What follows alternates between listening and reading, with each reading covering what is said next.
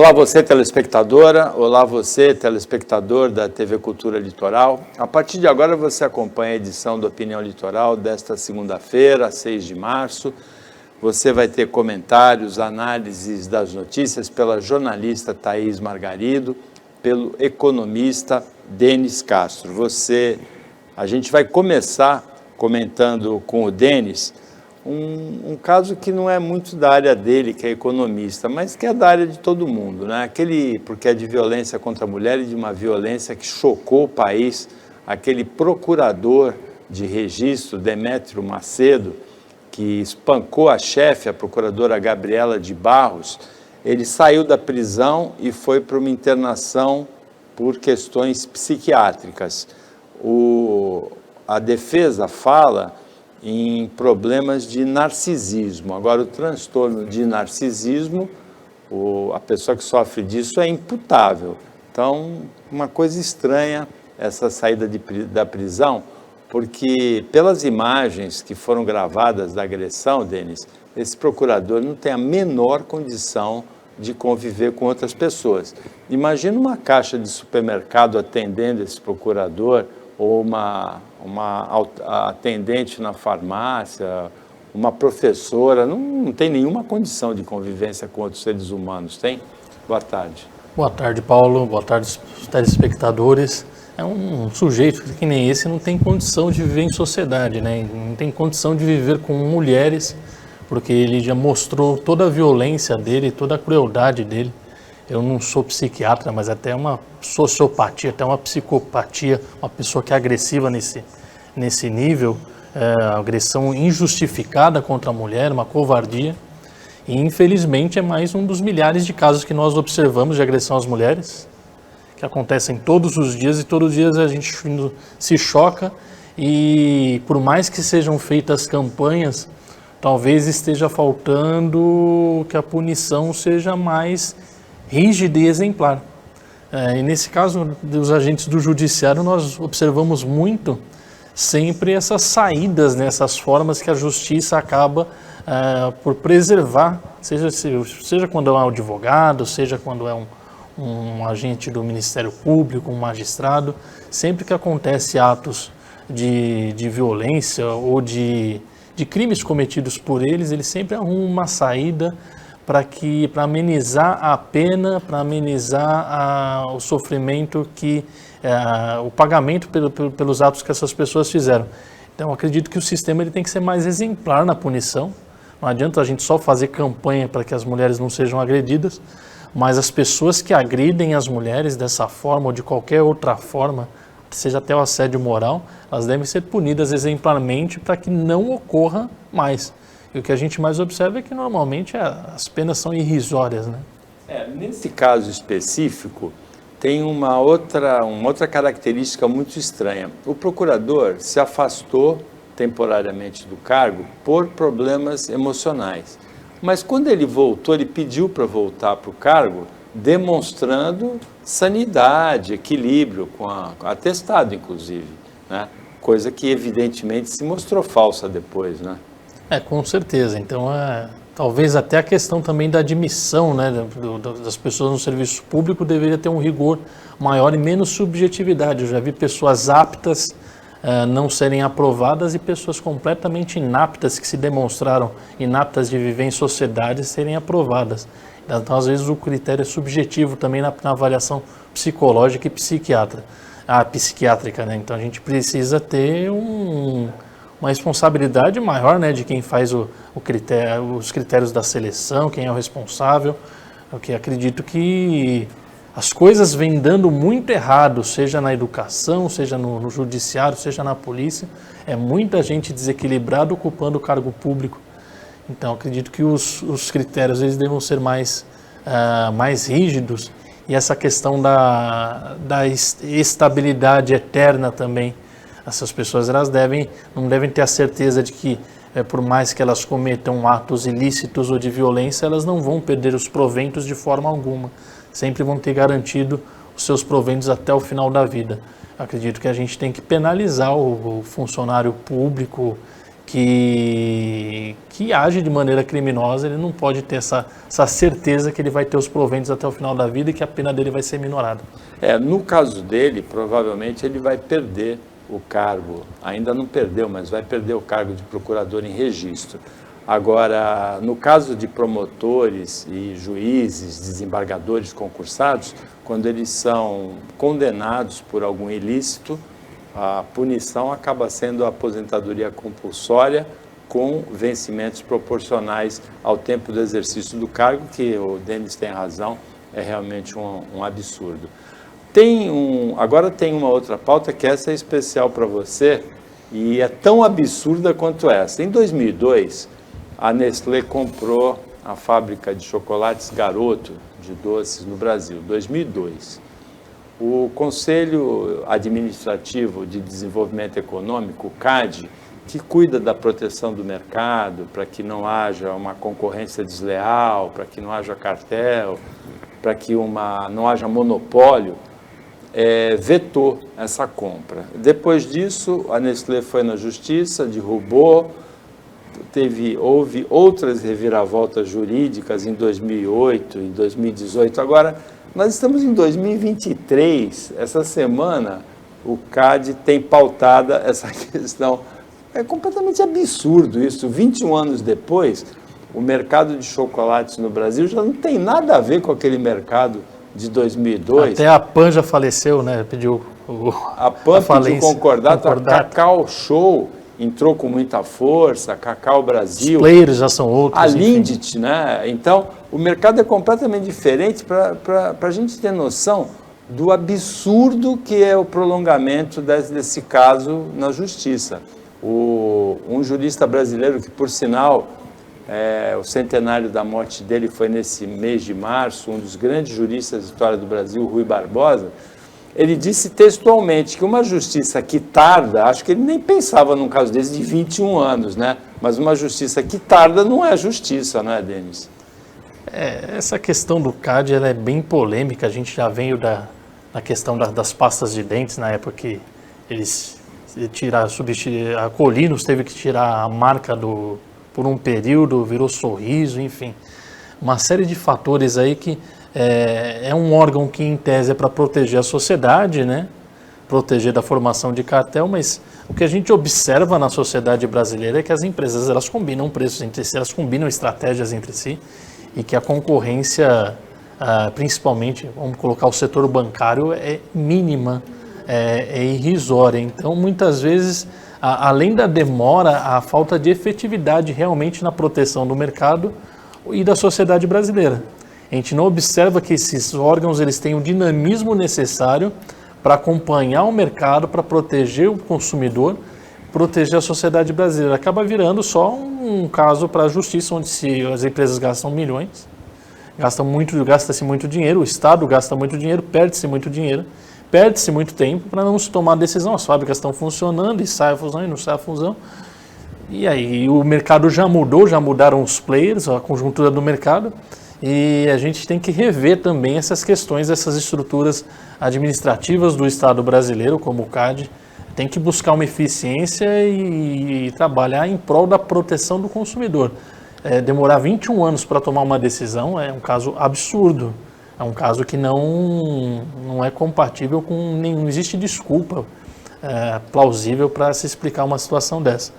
E a questão da eficácia, né, da administração pública que a gente não observa na questão do CAD, e normalmente são questões políticas de interesses ou simplesmente burocráticas que acabam travando aí o desenvolvimento econômico, a atividade econômica, ao invés de proteger a sociedade e o consumidor. O CAD tem e não tem tanta culpa assim, tanta responsabilidade nisso, porque na verdade em 2003, já com atraso, ele decidiu pela autorização. Agora, depois que foi uma decisão que não muito clara, tanto que deu margem a uma anulação na justiça. Agora, desde 2018 está pautado de novo no CAD, já são 5 anos também, né? Então, embora ele não seja responsável pelos 21 anos de atraso, isso aí se deve mais a chicanas judiciais, lentidão do judiciário, mas ele também tem uma responsabilidade, uma boa parte desse atraso se deve a ele, tanto pela decisão que deu margem a recurso judicial, como desde 2018 pautado, né? E também essa questão que a gente cansa de falar aqui no aspecto econômico, o quanto influencia a questão da segurança jurídica no Brasil. Uma das coisas que mais afasta investimento no Brasil, externo, direto, para a geração de empregos, é essa questão da segurança jurídica. Porque as regras não são claras, elas mudam de todos os meses, as regras contábeis estão mudando e sempre dá margem para uma discussão, sempre dá margem para um questionamento. O que vale hoje, daqui a 2 meses você não sabe. Então uma empresa, quando ela decide fazer um planejamento para investimento, ela vai ter um plano de negócio, ela vai estimar um payback, né, o tempo de retorno do capital investido. Com as regras do jogo mudando de tempos em tempos, em períodos tão curtos, ela não consegue estimar esse payback, não consegue nem estimar se a atividade dela vai continuar sendo legal daqui a 5 anos. Porque você tem órgãos, estruturas administrativas, e a questão jurídica e a questão sempre de uma interpretação, sempre de um novo viés. A regra deve ser mais clara, o direito deve ser mais positivo no Brasil. Pode, não pode. O que pode e o que não pode. Não, a gente não pode ter esse tipo de questionamento, esse tipo de margem. Isso trava a economia, isso traz insegurança jurídica, isso espanta investimento muito mais do que qualquer crise política. Imagina uma empresa que tem um investimento como a compra de uma outra indústria bloqueada por questões judiciais e decisões do Conselho por 21 anos. É completamente absurdo. Aqui na Baixada Santista, nós tínhamos, né, uma rede de farmácias de um empresário daqui da Baixada. É a Poupa Farma, que já tinha sido Drogaria Iporanga, teve problemas, mudou de nome e virou Poupa Farma. O que a gente vê é que o mercado de produtos farmacêuticos é um mercado efervescente, em expansão constante. No Brasil todo, Santos talvez tenha um número de farmácias até maior do que outras cidades, pelo perfil de idade da população, né? Muitas pessoas aposentadas costumam vir para Santos, para Praia Grande, para São Vicente, em função da qualidade de vida.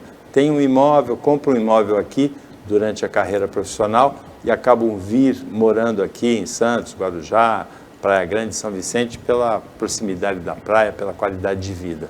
Então, talvez o número de farmácias seja maior.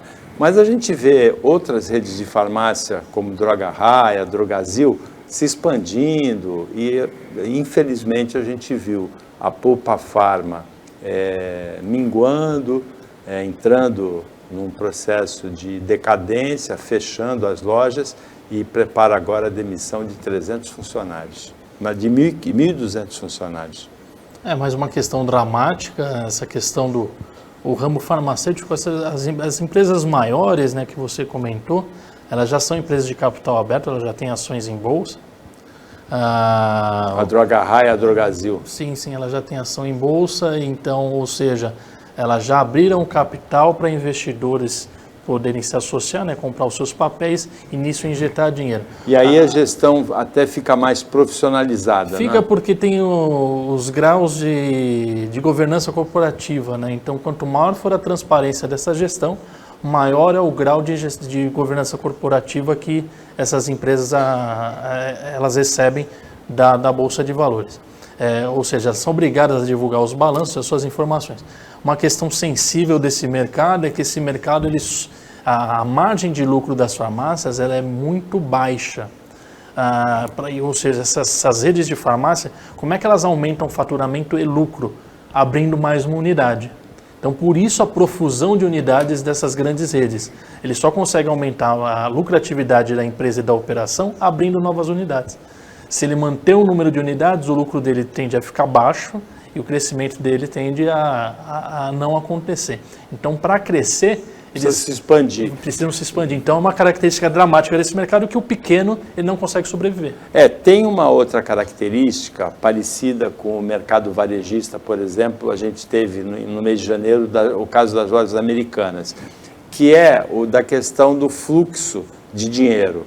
compra com pagamento em 30, 60 e 90 dias e recebe à vista do cliente, praticamente à vista, embora muitos clientes façam a opção do cartão de crédito. Mas porque a margem de lucro realmente é muito pequena.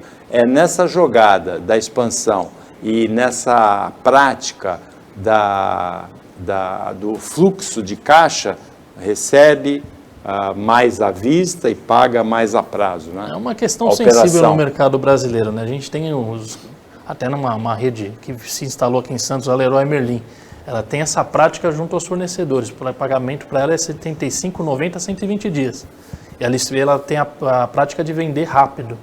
Ou seja, uma política diferente desses outros varejistas. É uma empresa estrangeira e que impõe para os seus fornecedores, ou você aceita esse tipo de política, ou não vende o seu produto. E consegue isso por causa da escala. Por causa da escala que ele tem. Em grande volume, né? Então, essas empresas elas têm que sempre estar atentas à questão do fluxo de caixa. Porque se ela não ficar atenta à questão do fluxo de caixa, fica descompatibilizado e ele vai acabar tendo um prejuízo, né? E tem que colocar as operações também no balanço, senão pode haver inconsistência contábil. Inconsistência contábil de 20 bilhões, 50 bilhões de reais, como no caso das americanas, né? É a tucanização da fraude. Você frauda, você esconde, você frauda a contabilidade e você diz que houve uma inconsistência. Fraude é a expressão raiz, inconsistência contábil é a expressão Nutella. É a expressão bonitinha para você não chamar de criminoso o sujeito que fez isso. O Opinião volta depois do intervalo bem rapidinho. Espera, fica aí com a gente.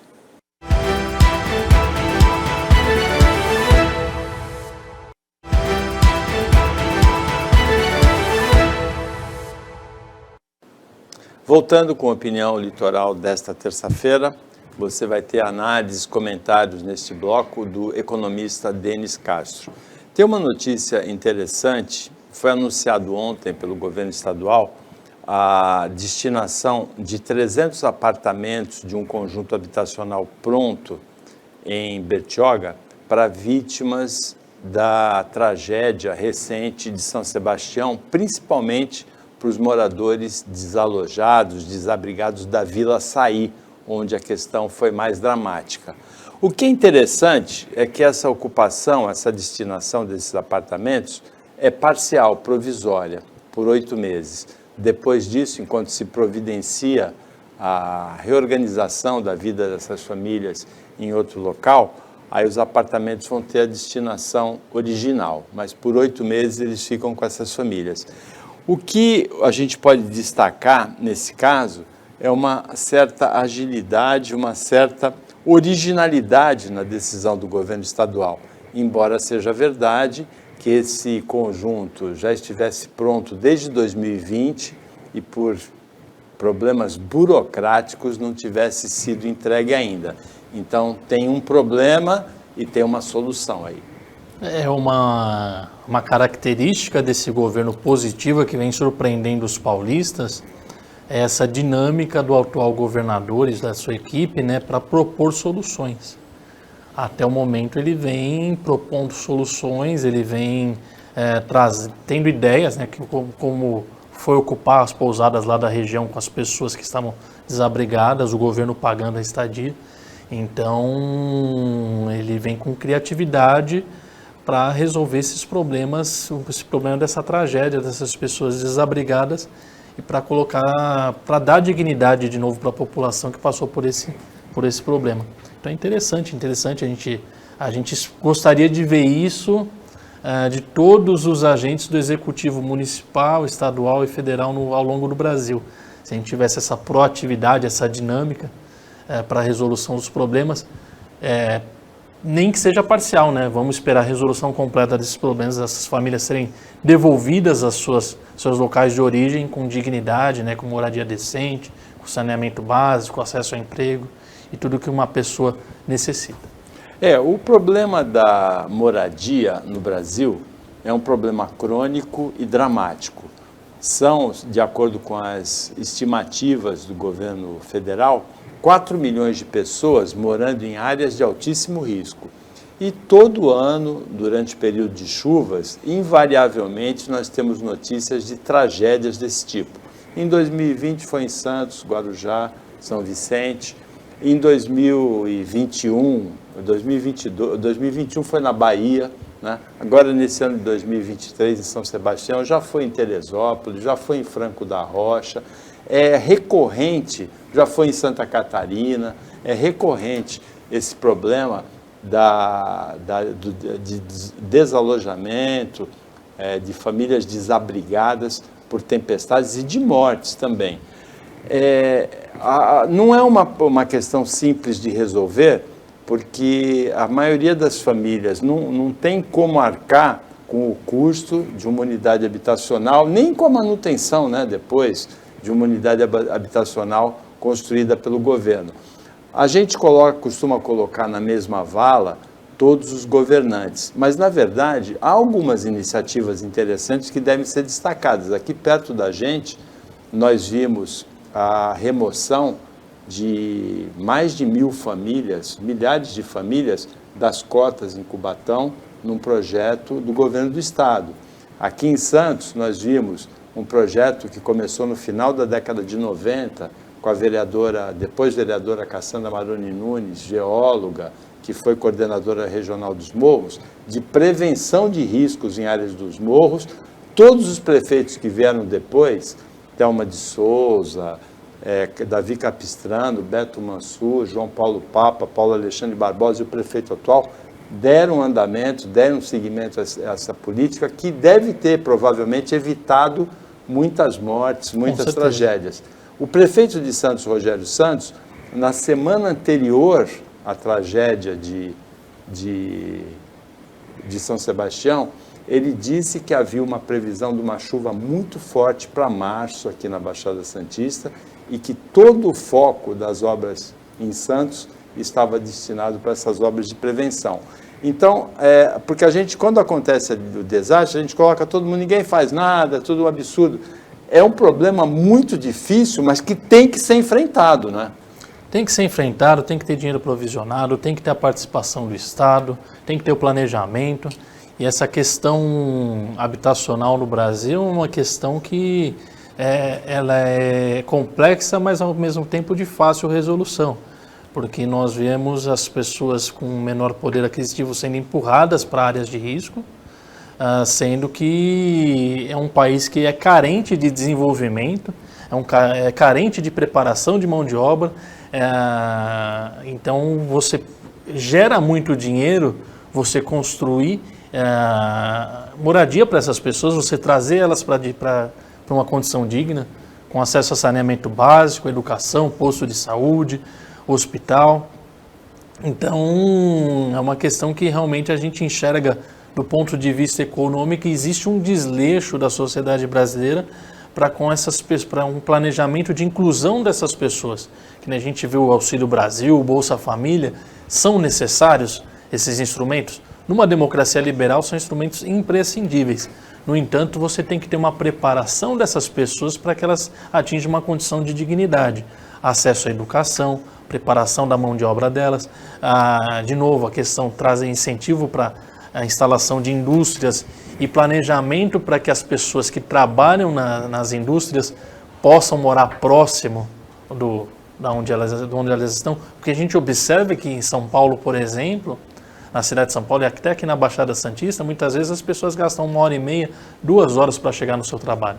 Porque elas estão localizadas em lugares de difícil acesso, em periferias que não foram organizadas para que essas pessoas morassem, né? Essas pessoas foram empurradas para essas regiões, que muitas vezes são regiões de risco.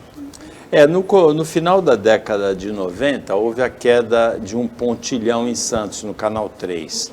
No ano passado, houve queda de pontes na região norte do Brasil. São Vicente enfrentou um problema sério com a Ponte dos Barreiros.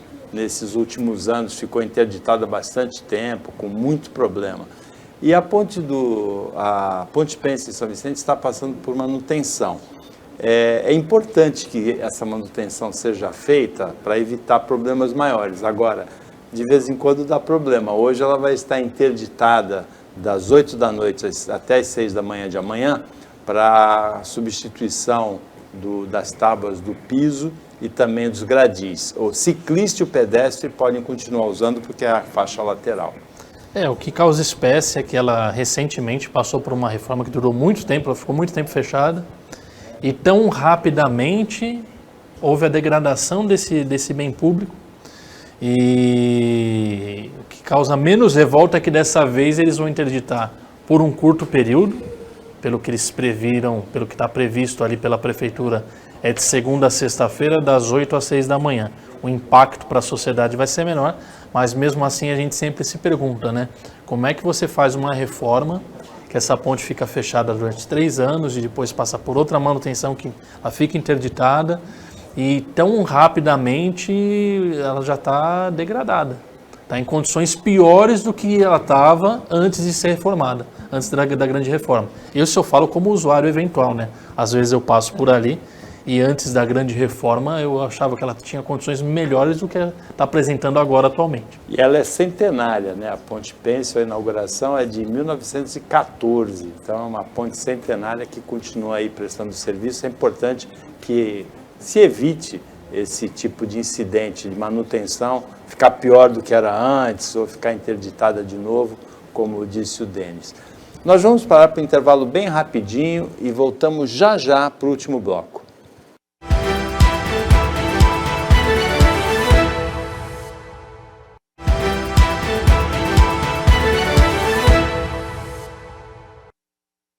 Voltando para o último bloco do Opinião Litoral desta segunda-feira, nesse bloco a gente tem o prazer, a honra de receber também como convidada a jornalista Thaís Margarido, e o Denis Castro continua participando como comentarista. Thaís, eu vou começar com aquele áudio, não sei se você escutou, que são um áudio de palavras de baixíssimo calão do vereador Sorriso de Guarujá para o secretário de Desenvolvimento Social também de Guarujá, em função da... Vamos colocar o áudio aí, em função da... Ele não gostou da distribuição dos colchões doados para as vítimas das enchentes, ele queria destinação para Maré Mansa e o secretário destinou, como era previsível, primeiramente, para quem estava alojado ali no ginásio do Tejereba.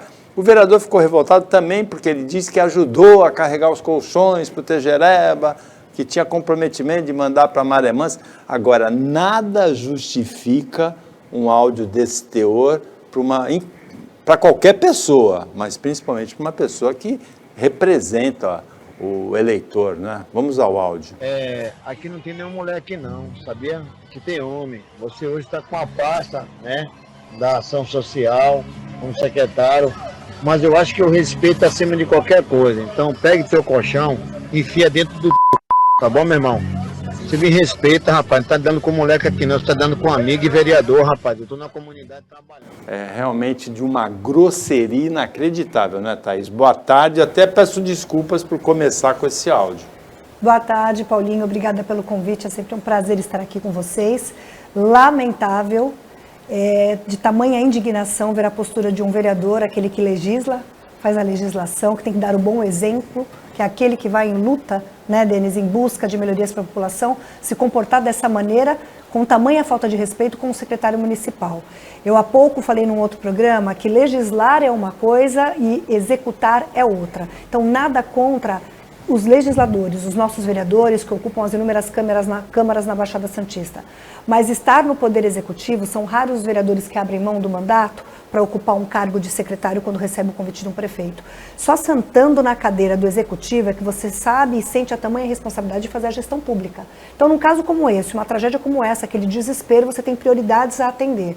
E o vereador, muitas vezes, justamente pela sua área de atuação, quer a prioridade para a sua área de atuação.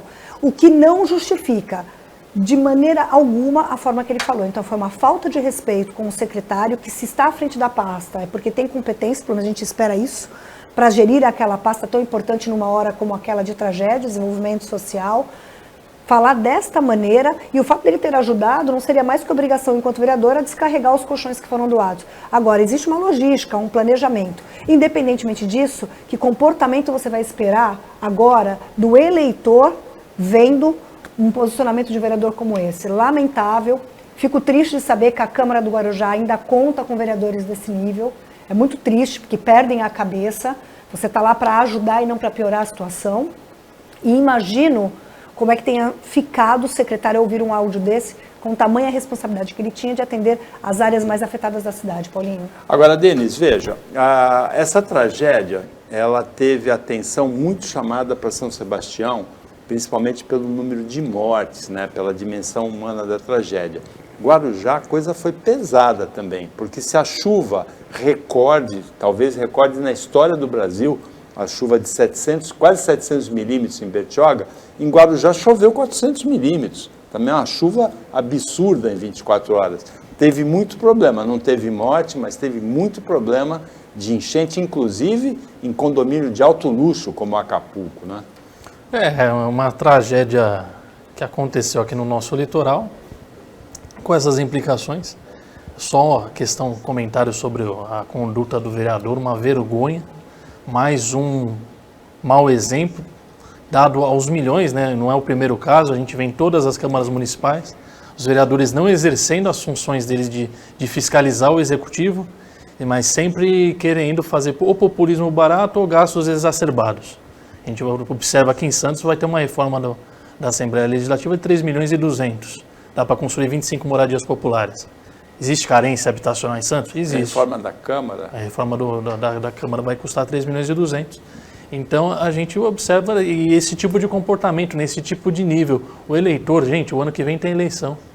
O seu voto, o seu dinheiro merece respeito. Vocês estão elegendo pessoas desse nível, que têm esse tipo de trato com pessoas que estão servindo vocês, como o secretário, no caso do Guarujá. Então, esse caso aí é uma vergonha, mais uma. Não é o primeiro caso, não vai ser... E toda semana a gente noticia isso, toda semana a gente comenta isso. Eu brinquei com a Thaís quando ela chegou, que a gente ia comentar a notícia das joias da Michelle Bolsonaro, porque ela está chegando com um colar bonito aqui, mas é bijuteria, né? O colar... Bijuteria, custou baratinho. Não é uma joia como o colar cheio de brilhantes da Michelle Bolsonaro. Mas essa história, ela vai ter muitas narrativas, evidentemente, contraditórias. Mas é uma história muito estranha. A Michelle Bolsonaro ganha joias no valor de 16 milhões e meio de reais do governo da Arábia Saudita. Sabe-se lá por que ela ganhou essas joias. A tentativa de entrada dessas joias no Brasil é sem declarar que é do acervo da Presidência da República, como deveria ser um presente desse valor, nem que é um presente pessoal, que até poderia ser também, mas aí tem que pagar o imposto, que é equivalente a 75%, seria 12 milhões de reais, mais ou menos, e um pouquinho mais de imposto. As joias, há uma tentativa de entrar com elas dentro do Brasil, dentro de uma mochila, sem ser declaradas para a Receita Federal, num assessor do ministro, que era militar, Bento Albuquerque, que era ministro de Minas e Energia. O oficial da Receita, provavelmente alertado por alguma delação, Denis, ele bloqueou a entrada das joias, pegou pela fiscalização e bloqueou. Houve 8 tentativas do governo Bolsonaro de liberar essas joias sem pagar e sem declarar que é do acervo, e agora que o caso foi divulgado, tem a questão da atuação do fiscal, que resistiu a uma pressão brava, né? E tem toda essa polêmica que vai ter em torno disso uma série de histórias contraditórias, né? Não vou usar a palavra narrativa porque está desgastada. Essa é uma questão delicada, né? Uma questão delicada, mais um dos escândalos aí do governo. Agora eles vão afirmar que não é deles, que não sabiam de nada, assim como os 39 quilos de cocaína que estavam no avião da FAB que estava acompanhando eles, carregado por militar. O militar coloca as joias, o presente escondido numa mochila, ele é pego por um fiscal da Receita e fica se criando esse monte de história, um monte de desculpa, e sendo que o procedimento que seria de praxe de recebimento desses presentes para o acervo da Presidência da República não foi feito, ou seja, fica clara a intenção da apropriação desse presente em causa própria, né? No caso, é o que tudo indica, né? Todas essas tentativas e mesmo a tentativa do militar entrar com isso escondido para poder entregar para o presidente da República.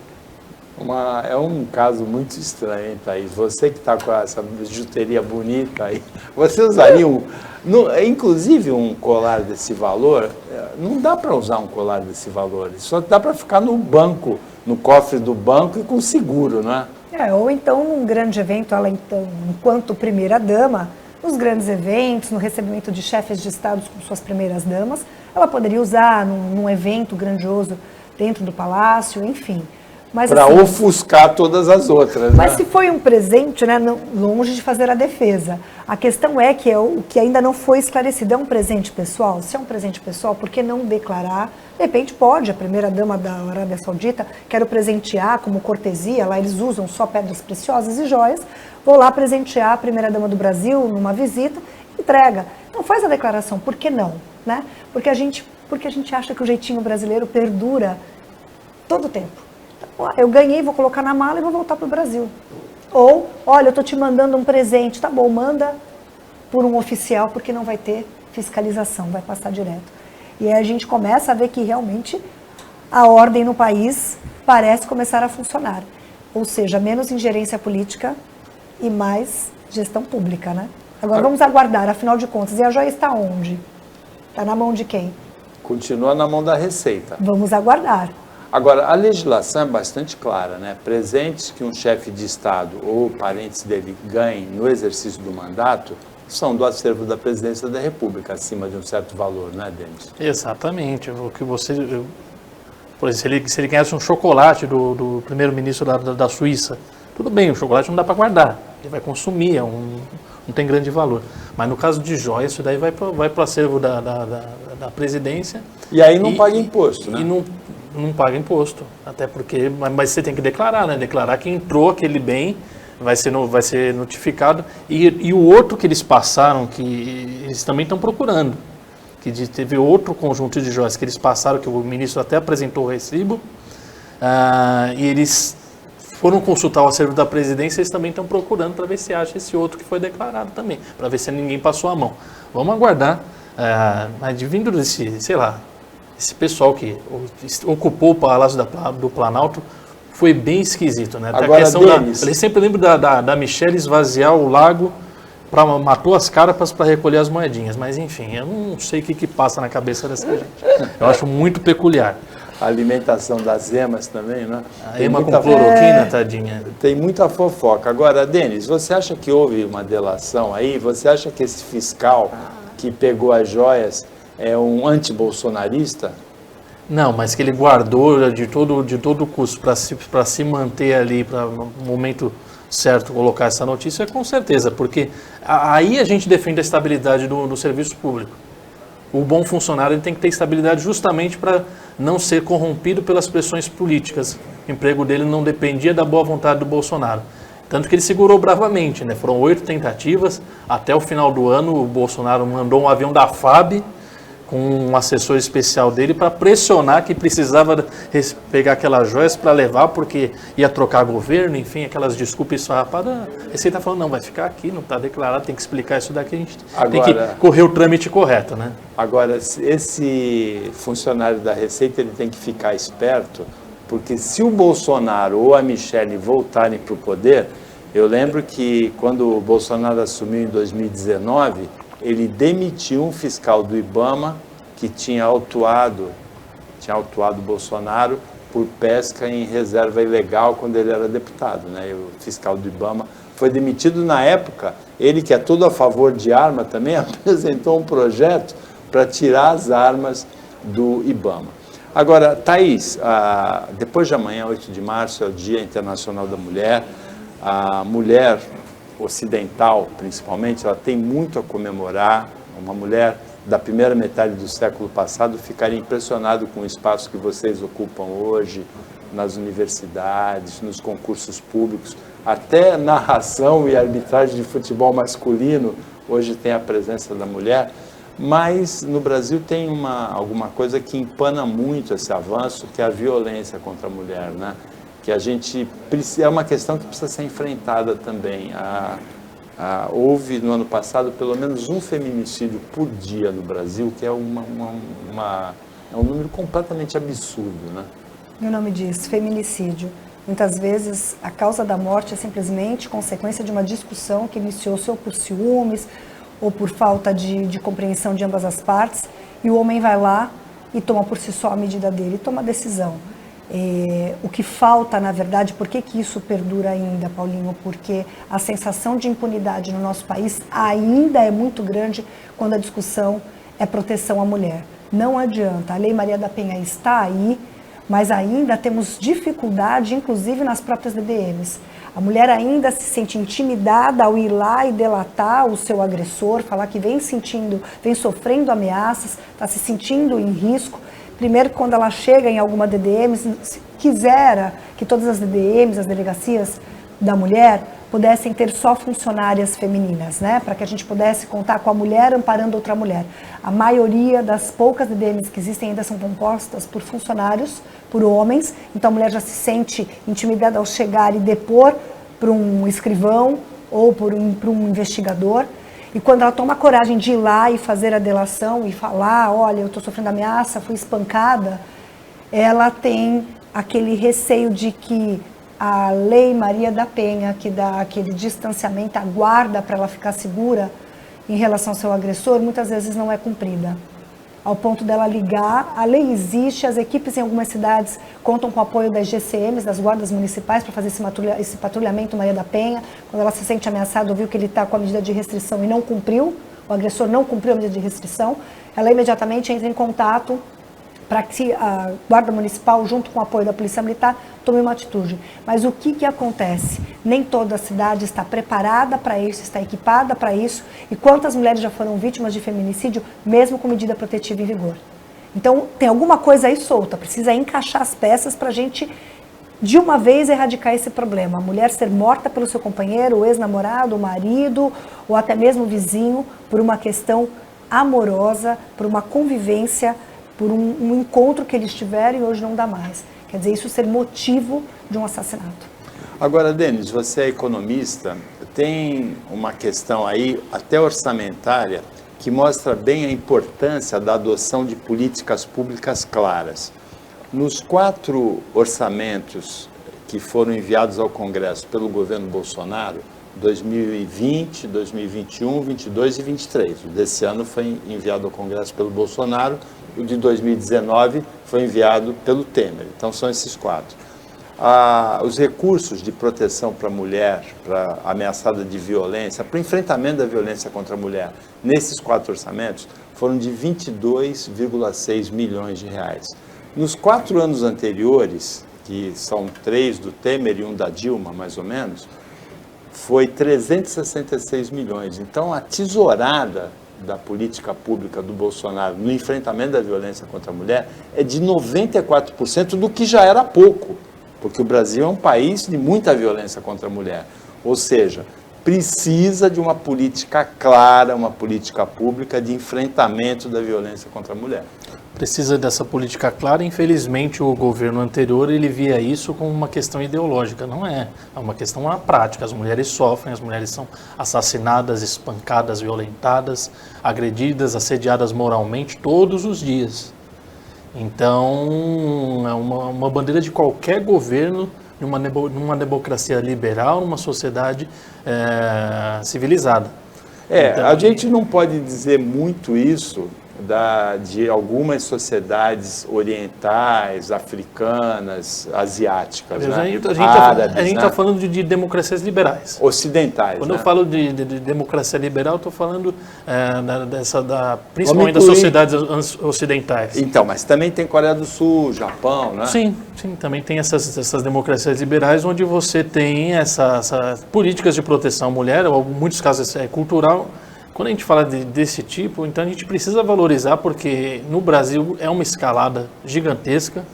As mulheres ganharam direito, ganharam representatividade na força, nem que seja na marra, com a ajuda que a sociedade deu, o lugar merecido que elas estão ocupando de destaque, e elas têm que ser protegidas também na mesma medida.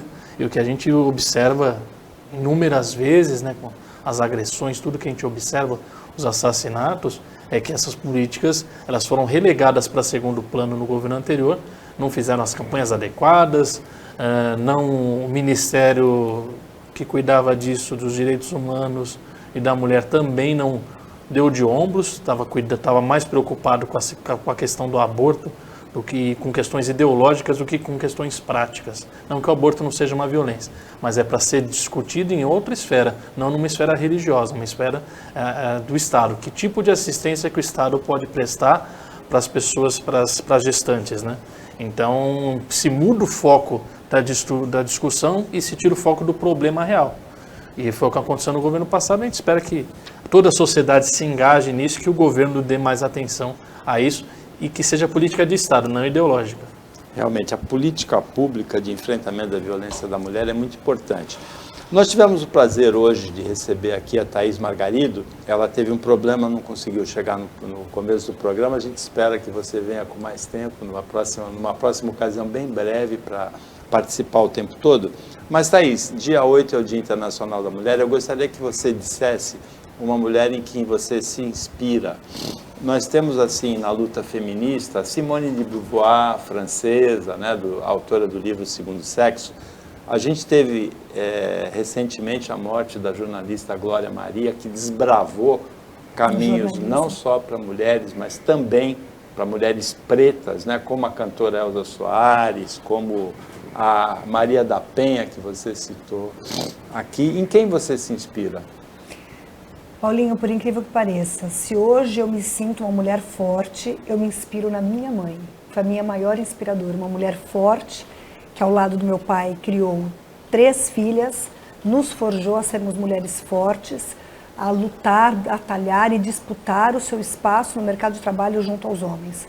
Então é a minha maior fonte de inspiração realmente a minha mãe, uma mulher que teve poucos estudos, mas conseguiu chegar num patamar em que formou suas filhas e sempre foi aquela que, filho ardendo em febre, colocava debaixo do braço, mas nunca deixou de trabalhar, nunca deixou de atender, trabalhava em casa, trabalhava fora, cuidava dos filhos e assim nós crescemos vendo esse perfil de mulher, porque a mulher, a gente vive numa sociedade ainda com machismo muito exacerbado, por mais que alguns achem que esteja velado, mas ele está exacerbado, porque a gente não consegue. Você veja o caso da ascensão das mulheres na política, é muito difícil você ver mulher na política, não é porque a política é um lugar machista, mas é porque é difícil as mulheres encontrarem companheiros que as permitem ir para a rua batalhar, ir para a rua lutar e cuidar de tantas outras famílias. Então, assim, é muito difícil. A mulher que mais eu me inspirei foi minha mãe, que quebrou barreiras na cidade onde a gente viveu, onde ela viveu, onde a gente vive até hoje, quebrou barreiras familiares. Você imagina, eu estou falando da década de 30, minha mãe era de 34, a década de 40, minha mãe indo estudar. Naquela época as mulheres não estudavam, eram criadas para ficar dentro de casa, serem donas de casa. Minha mãe foi estudar, minha mãe foi trabalhar, minha mãe se divorciou. Naquela época, divórcio era o ápice, era inadmissível uma mulher se divorciar. Minha mãe se divorciou porque não foi feliz, era maltratada, era violentada no primeiro casamento. Eu sou filha de um segundo casamento. Então, minha mãe, a história da minha mãe fez com que eu me tornasse a mulher que eu sou hoje, e ela sempre foi a minha maior fonte inspiradora. Como é o nome dela? Sofia Margarido. Então, um abraço para a dona Sofia Margarido, inspiradora aí da Thaís Margarido, que participou hoje com muito brilho, assim, com muito prazer nós recebemos a Thaís aqui no Opinião. Agradecemos também a presença do Denis Castro, economista, como comentarista, o trabalho da equipe técnica de jornalismo do Sistema Costa Norte e agradecemos principalmente a você que acompanhou a gente mais essa edição. Até amanhã, nesse mesmo horário, de 15 para 1 na hora do almoço, pouco depois da meia-noite na reapresentação, e uma ótima semana para você que você merece.